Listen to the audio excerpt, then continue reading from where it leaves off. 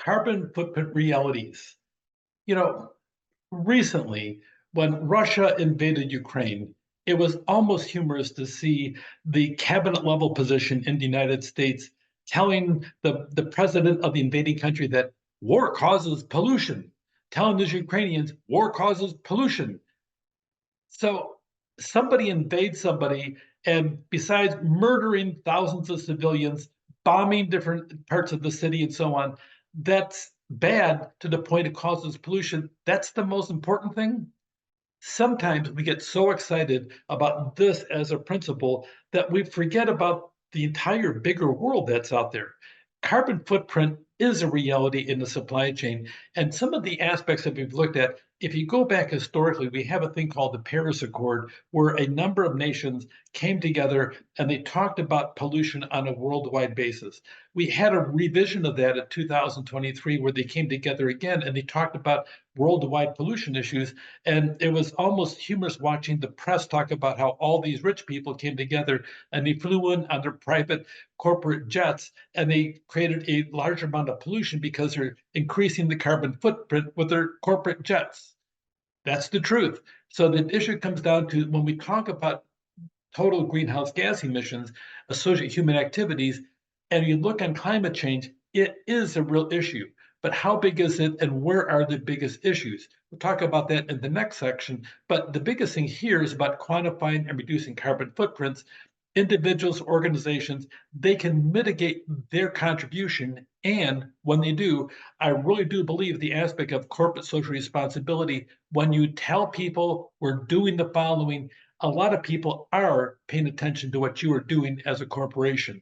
Whether you're doing it in fairness and honesty as a corporation and try to make this a value and really live that value means two different things. There's a lot of hypocrisy in almost everything, especially in the world too often in politics, because when you talk about the Paris Accord, we have several different nations that signed onto the bottom line but continue to build carbon power plants run by coal. So that being said, how honest is that whole aspect of it? Well, it's part of the world, and it seems we're making progress in the aspect of reducing pollution, but it's still there, and we still have some people out there that are saying this over here and doing this over here, and they're totally not the same thing. The reality carbon footprint, though, is it doesn't matter what they're doing. It matters what you as a business are doing, whether you're a major part of a large business or a small business starting out. If you pay attention to this aspect here and then tell people what you're doing and that this is a value, it's a big thing. Farming, manufacturing, logistics, they're large and they're growing contributions to carbon dioxide emissions. A lot of us are signed up for some type of home delivery service, whether it's Amazon, Walmart, whatever, and we have trucks coming to our door on a regular basis.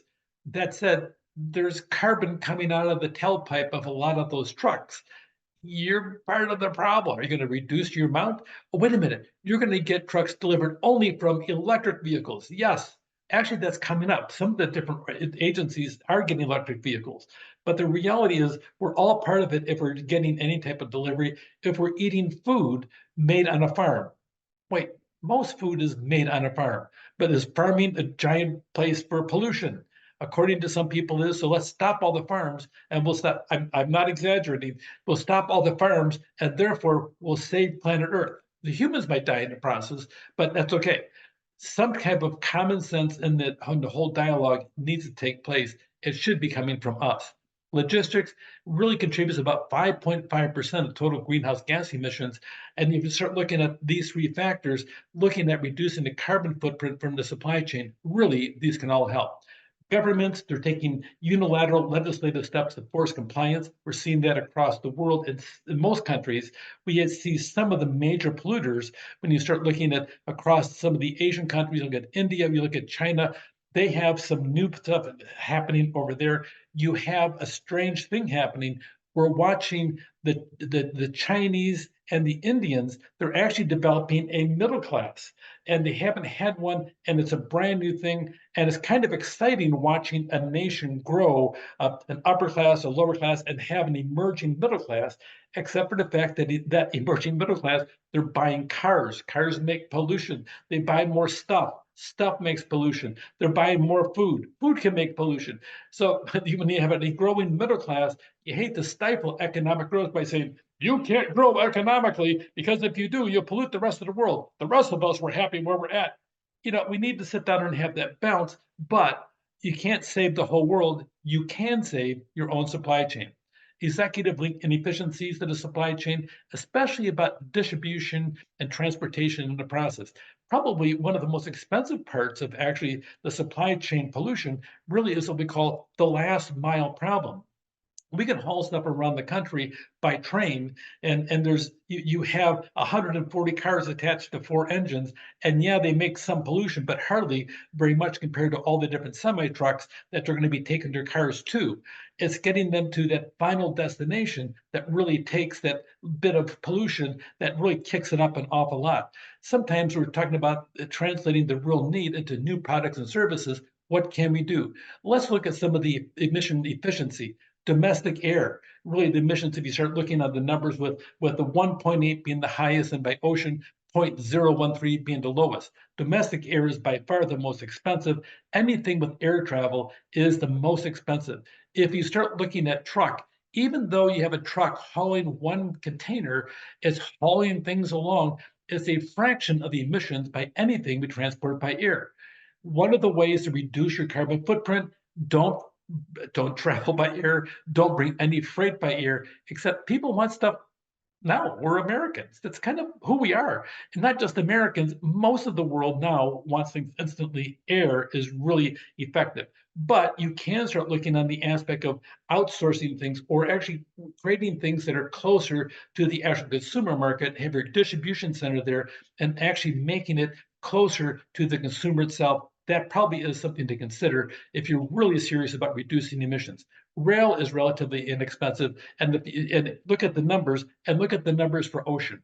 Ocean is by far the least, the probably the most efficient methodology for sustainability and for reducing your carbon footprint.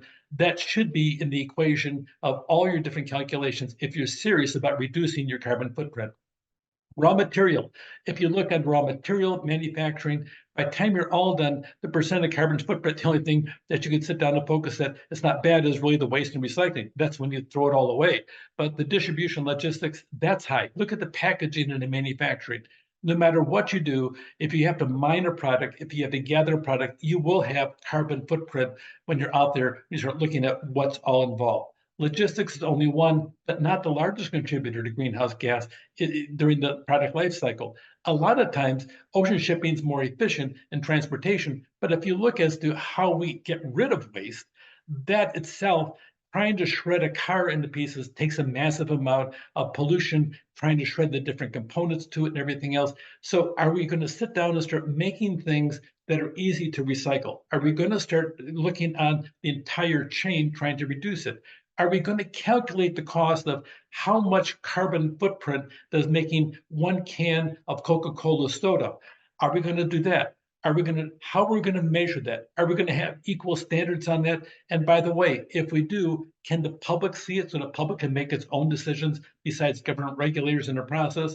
A lot of companies try to do good, but they focus on reducing their logistics carbon footprint, but they need to have the entire aspect of measuring every component of the supply chain. Are they going to do it on their own? Are we going to wait until the government steps in and says, you're going to do it with the following metrics, but those metrics aren't fair? Well, you want to do it yourself, so we're going to do it for you. Too often we're hearing that. It just depends. But the reality is sometimes to get things done, you have to have some type of government action. Here are 6 opportunities to reduce the carbon footprint. Reconfigure the supply chain configuration. You saw the numbers. Air transportation is by far the most polluting just for the supply chain reconfiguration for transportation. Look at that. Packaging. Look as to what's out there. We're seeing changes already in packaging. We're moving away from styrofoam, which is almost not recyclable, into more cardboard. We're looking for things like that. But just the production of cardboard all by itself now is becoming much more difficult. Recycling, waste prevention, product design for sustainability. We start paying attention to these 6 different areas, emerging clean technologies.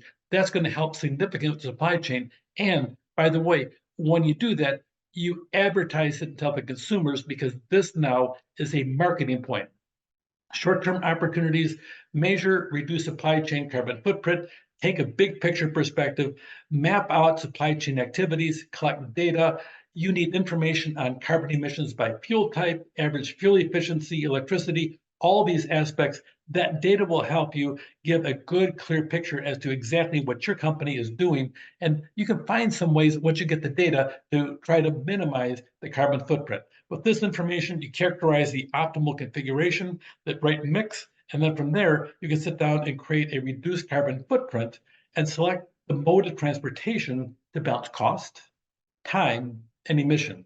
Finally, immediate opportunities, pay attention to what can be used. Part of it is transportation. A large part of it is how you produce the product itself. Government regulations are a strong pathway to reduce carbon footprints. Is society, all societies, really ready for this pathway? People signed up, countries signed up on the Paris Accord. If you actually follow through, we're looking at trillions of dollars by the year 2050 that countries have said they're willing to spend. They're already falling short of their calculations, what they said they would do. And we also have new coal-fired plants, power plants firing up. There's 9 brand new ones that'll be built before the year 2030 in China. Well, that does not help their carbon footprint. So how really were they forthright to say we agree to this, but we get an exception because we're special? That being said, maybe they need to catch up with other nations. I'm not certain I would fault them for that. But what about if that nation's doing it and it's a population 1.4 billion? What about other countries that are third world that want to emerge and become an active world trader in the process? Are we going to give exceptions to them? Do they have a right to have an exception? Well, they're their own country, they have that process. This is an interesting issue. It's got a lot of dynamics into it. You can't solve the entire world, but you can solve your own carbon footprint by measuring it, seeing what you can improve, and then telling the world about it to make more profit. Pander for profit. Take care.